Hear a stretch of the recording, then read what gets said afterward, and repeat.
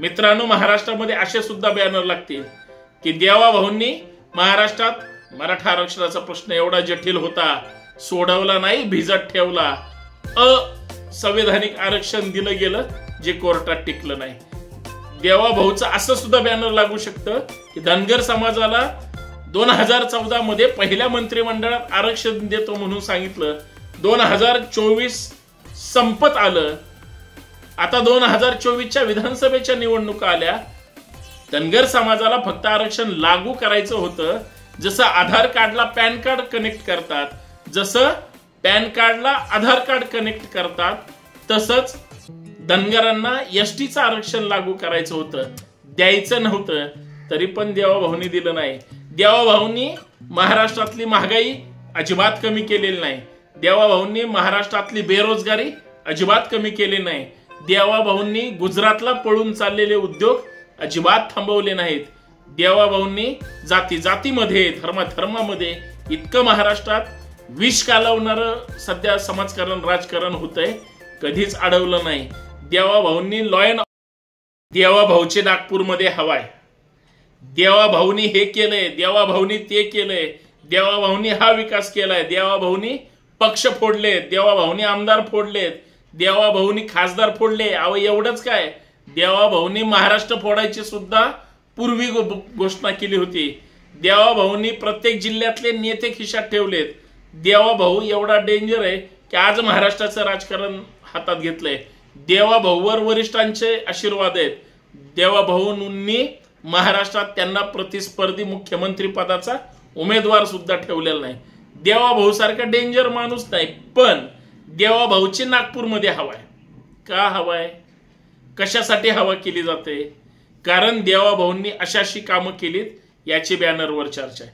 मित्रांनो, महाराष्ट्रामध्ये असे सुद्धा बॅनर लागतील की देवा भाऊंनी महाराष्ट्रात मराठा आरक्षणाचा प्रश्न एवढा जटिल होता, सोडवला नाही, भिजत ठेवला, असंवैधानिक आरक्षण दिलं गेलं जे कोर्टात टिकलं नाही. देवा भाऊचं असं सुद्धा बॅनर लागू शकतं की धनगर समाजाला 2014 मध्ये पहिल्या मंत्रिमंडळात आरक्षण देतो म्हणून सांगितलं. 2024 संपत आलं, आता 2024च्या विधानसभेच्या निवडणुका आल्या. धनगर समाजाला फक्त आरक्षण लागू करायचं होतं. जसं आधार कार्डला पॅन कार्ड कनेक्ट करतात, जसं पॅन कार्डला आधार कार्ड कनेक्ट करतात, तसंच धनगरांना एसटीचं आरक्षण लागू करायचं होतं, द्यायचं नव्हतं. तरी पण देवा भाऊंनी दिलं नाही. देवा भाऊंनी महाराष्ट्रातली महागाई अजिबात कमी केलेली नाही. देवा भाऊंनी महाराष्ट्रातली बेरोजगारी अजिबात कमी केली नाही. देवा भाऊंनी गुजरातला पळून चाललेले उद्योग अजिबात थांबवले नाहीत.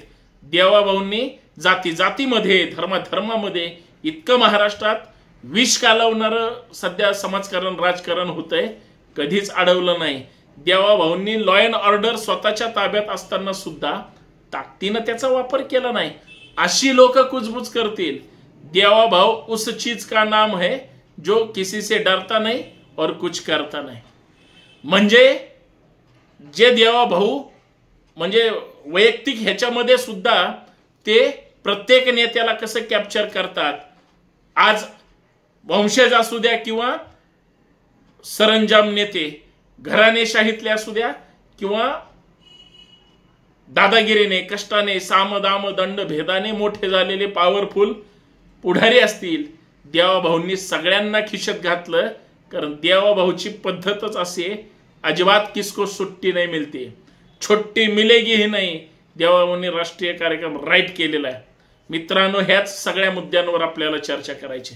मित्रांनो, मी संतोष शिंदे सर्वांचं या आपल्या यूट्यूब चॅनलमध्ये सामाजिक विचारपीठावर मनपूर्वक हार्दिक स्वागत करतो. विनंती एवढीच आहे, व्हिडिओ शेवटपर्यंत पहा, जास्तीत जास्त शेअर करा आणि सगळ्यात महत्त्वाचं, जास्तीत जास्त आपलं यूट्यूब चॅनल सबस्क्राईब करायला विसरू नका. व्हिडिओ शेवटपर्यंत पाहत असताना आवडली तर शेअर करा. तुम्ही आम्ही कनेक्ट राहिलं पाहिजे. या विज्ञानवादी, पुरोगामी, परिवर्तनवादी महाराष्ट्रामध्ये आपली विचारधारा ही सक्षम आणि लोकांना पुढे घेऊन जाणारी विचारधारा आहे. सगळ्यांना जोडणारी विचारधारा आहे. सगळ्यांचं भलं करणारी विचारधारा आहे. तीच विचारधारा आपल्याला पुढे घेऊन जायची. पण या महाराष्ट्रात या सगळ्या विचारांना खो देण्याचं काम काही तथाकथित संघाची, मनुवादी किंवा अविचारी लोकांचं फार मोठं संघटन महाराष्ट्रात काम करतंय, देशात काम करतंय. सत्ता कुणाची येऊ त्याच्याशी तुमचं माझं काही देणं घेणं नाही. सत्ता कुणाची आली पाहिजे यासाठी तुम्हाला आम्हाला प्रयत्न करावा लागेल. आम्ही जे मतदान करतोय ते विकत मतदान करतोय की फुकट मतदान करतोय हे समजून घेतलं पाहिजे. आम्ही देश जोडण्यासाठी मतदान करतोय, लोकशाही वाचवण्यासाठी मतदान करतोय. आम्ही माणसामध्ये एकोपा निर्माण करण्यासाठी मतदान करतोय. आम्ही सगळ्या जाती धर्माच्या लोकांना एकत्रित राहावे, नांदावे किंवा जगावं यासाठी आम्ही मतदान करतोय का? फार मोठा प्रश्न आहे की आम्ही जातीमध्ये वाद लावणारे, धर्मामध्ये वाद लावणारे, महागाई वाढवणारे, बेरोजगारी वाढवणारे, जातीवाद, मनुवाद, कपटीपणा, सुडाची भावना आणि मग यंत्रणा हाताशी धरून फक्त आणि फक्त छळणे अशा लोकांना निवडून देणार आहोत हा सुद्धा विचार करणं गरजेचं आहे. आज महाराष्ट्राच्या कानाकोपऱ्यामध्ये कुठल्याही तालुक्यातला आणि जिल्ह्यातला नेता हा ताठमानेनं जगू शकत नाही, कितीही मोठा सरंजाम किंवा प्रस्थापित असला तरी. त्याला ईडीचेच आशीर्वाद, इन्कम टॅक्सचेच आशीर्वाद मिळणं अपेक्षित आहे आणि त्यासाठी तुम्हाला सत्ताधाऱ्यांशीच कनेक्टेड राहावं लागेल. तुम्ही त्यांच्याशी कनेक्टेड नसाल तर तुम्ही समोरच्या व्यक्तीच्या विचारांशी सिलेक्टेड असाल तर तो तुमच्यावर विश्वास ठेवेल. असं आहे का? असं होऊ दिलं जातं का? अशी करण्याची कुणाची मानसिकता आहे का? अजिबात नाही. आता देवाभाऊंची चर्चा करू. महाराष्ट्राच्या राजकारणात देवाभाऊ हे नाव ब्रँड आहे. देवाभाऊंनी चांगलं राजकारण केलं तरी चर्चा करतील, वाईट राजकारण केलं तरी चर्चा करतील. राजकारण्यांवर चर्चा होत असतात. पण देवाभाऊंनी आजपर्यंत सुडाचं राजकारण केलं. त्यांनी विकासाचं काम काय केलं? देवाभाऊंनी आजपर्यंत 2 प्रमुख पक्ष फोडले, त्यांना सोबत घेऊन सत्ता स्थापन केली. 1 नंबरचा नेता 2 नंबरला आला तरी देवाभाऊंना येत नाही. कार्यकर्ते मात्र देवाभाऊ 1 नंबर किंवा भावी मुख्यमंत्री म्हणून लिहितात. त्याच देवाभाऊंना माझा साधा सरळ प्रश्न आहे. महाराष्ट्रातून 5 ते 7 उद्योग पळून गेले आत्ता करंट काही महिन्यापूर्वी. काहीच बोलले नाहीत देवाभाऊ. एवढ्या जातीच्या धर्माच्या सध्या महाराष्ट्रात तुम्ही आल्यानंतर किंवा बघितल्यानंतर तुम्ही कधी बीडला जा, परभणीला जा, नांदेडला जा, मराठवाड्यात धाराशिवसह कुठल्याही जिल्ह्यात जा, इतका आरक्षणाच्या निमित्तानं जातीवाद सुरू आहे. आणि याला खतपाणी कोण घालतंय? कोण आहे या सगळ्या विचारांचा आणि या सगळ्या गोष्टीचा मास्टर माइंड? एकच मास्टर माइंड आहे, ते म्हणजे ही सध्याची देवाभाऊची विचारांची सगळी मंडळी.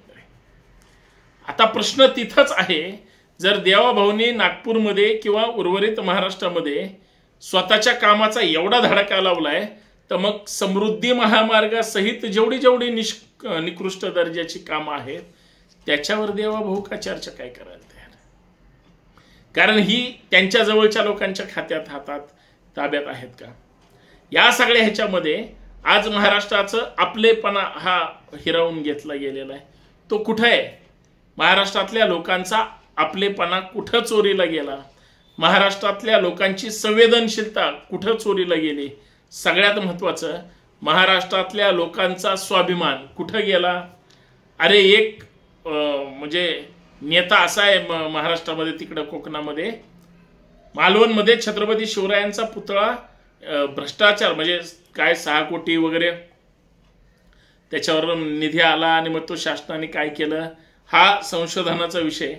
पण त्यांनी ज्या पद्धतीनं सगळ्यांवर टीका केली ते सुद्धा गांभीर्यानं घेणं गरजेचं आहे. कारण आता जर गांभीर्याने नाही घेतलं, आता जर या विषयावर जर चर्चा नाही झाली, परत कधीही चर्चा होणार नाही. आणि चर्चा करायची की नाही हे जिवंत माणसाने ठेवायचं आणि त्याच्यावर काम करायचं. आणि चर्चा नाही झाली पाहिजे याच्यासाठी सगळे कार्यक्रम हाणून पाडायचे, अशी सुद्धा यंत्रणा महाराष्ट्रात काम करते. आणि सगळ्यात महत्त्वाचं, सत्ताधारी असो किंवा विरोधक, आम्हाला त्याच्याशी काही देणं घेणं नाही. ज्या पक्षात काल परवा काही लोक होते ते कधी दुसऱ्या पक्षात उडी मारली, पदबिद घेतली, म्हणजे उपमुख्यमंत्र्यांच्या पक्षामध्ये फार गोडगोड वाटतंय असं म्हणून ते त्या म्हणजे तिथून हल्लेच नाही. हा सगळा जो घटनाक्रम किंवा विषय आहे तोच विचार करायला लावणार आहे. आणि तुम्ही जाणीवपूर्वक जे जे काही टोकाचं, चुकीचं किंवा असंवेदनशील विचारातून वागताय त्या सगळ्यांना छेद देण्याचं काम सुद्धा हीच विचारधारा ठरवेल असं म्हणायला हरकत नाही. परंतु पक्षाच्या घाणेरड्या राजकारणामध्ये, पक्षाच्या विरोधातल्या राजकारणामध्ये जात धर्म पंथच हे शेवटी ॲक्शन मोडवर असतात आणि यातून विद्वेषाचं राजकारण होतं ते थांबलं पाहिजे. यासाठी हा सगळा प्रपंच आहे. धन्यवाद. जय जाऊ, जय शिवराय.